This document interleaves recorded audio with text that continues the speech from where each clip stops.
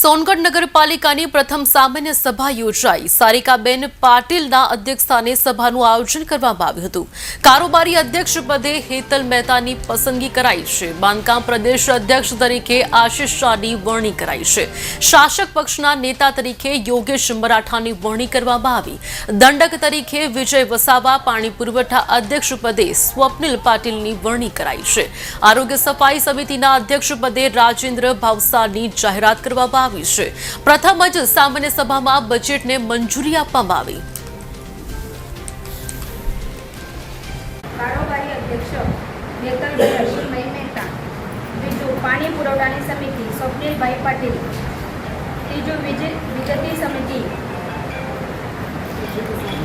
સમિતિ હેતલબેન હેમાંશુભાઈ દવે, ચોથા નંબરની આકારની સમિતિ કિશોરભાઈ બાબુભાઈ ચૌધરી, પાંચમા નંબર બાંધકામ સમિતિ આશિષભાઈ રમેશભાઈ શાહ, 6 નંબર આરોગ્ય સફાઈ સમિતિ રાજેન્દ્ર શાંતિલાલભાઈ ભવસાર, 7 નંબર કેબિન સમિતિ પ્રકાશભાઈ સીતારામભાઈ માળી, 8 નંબર રમત ગમત અને સાંસ્કૃતિક સમિતિ અજયભાઈ ભરવાડ, 9 નંબર ગટર વિભાગ સમિતિ ભીમરાવભાઈ જગન્નાથભાઈ પાટીલ, 10 નંબર સામાજિક ન્યાય સમિતિ અધ્યક્ષ શ્રીમતી ભાવનાબેન સુનિલભાઈ ગામિત।